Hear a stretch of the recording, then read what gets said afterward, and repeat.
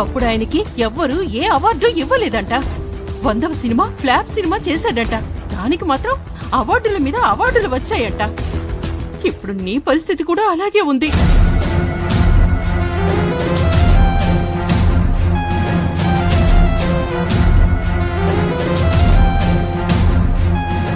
నువ్వు చెడుగా ఉన్నంత వరకు వీళ్ళెవ్వరూ నిన్ను వేలెత్తి చూపించలేదు.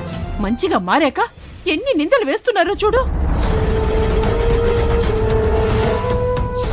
నోర్మై, పిచ్చి పిచ్చిగా మాట్లాడుకు. ఎన్ని నాటకాలు ఆడతారే?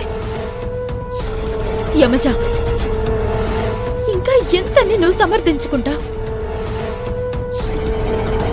నువ్వు ప్రెగ్నెంట్ కాదని ఇప్పుడే ప్రూవ్ చేస్తాను.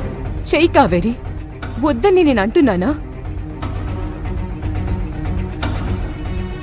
అయినా నేనెప్పుడైనా నీ అక్కని అని నేను చెప్పానా? నువ్వు అమ్మ వచ్చి మీ ఇంటి బిడ్డనన్నారు, నీ అక్కని అన్నారు.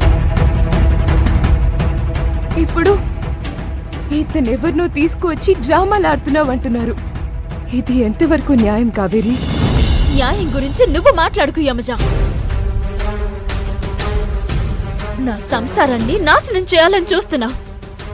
ఇంకా నిన్ను క్షమించకూడదు. వెళ్ళవే.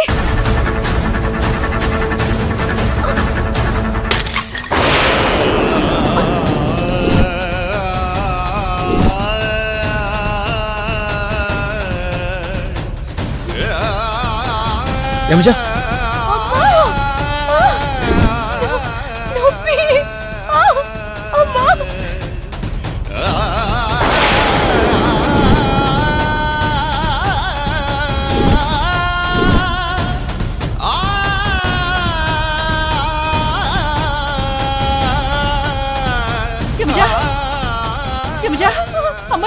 అనే దాన్ని నమ్మకు, అది డ్రామాలాడుతుంది. అమ్మా, నువ్వాగు. మీరందరూ కలిసి యమజను చంపేస్తారు. ఆమె డాక్టర్. అయినా సరే నువ్వు చూడడానికి వీల్లేదు.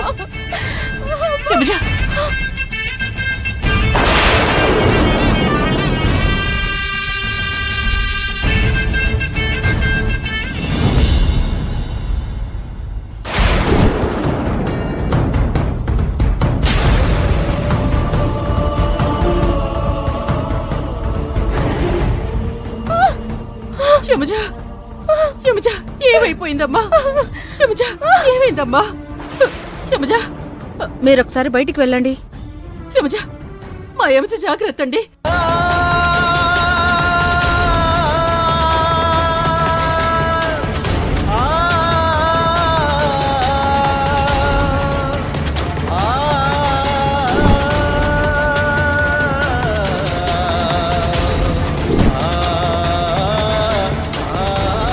అనే ఇదంతా డ్రామా.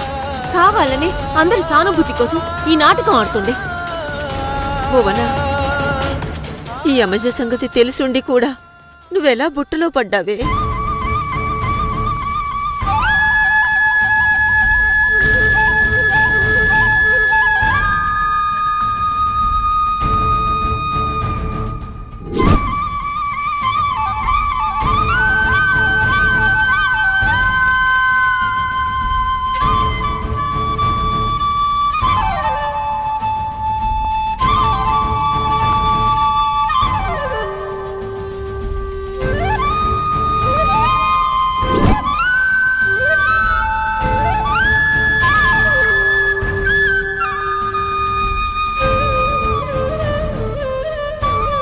డాక్టర్, మా అమ్మాయికి ఎలా ఉంది? సారీ అమ్మా, ఆవిడకు అబార్షన్ అయింది.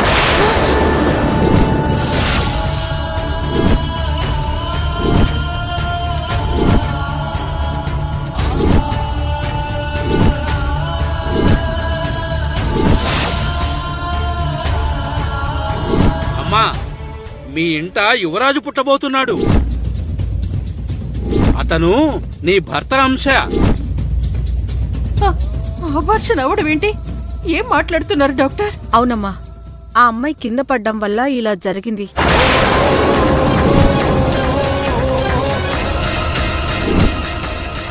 ప్రెగ్నెంట్ ని జాగ్రత్తగా చూసుకోరా.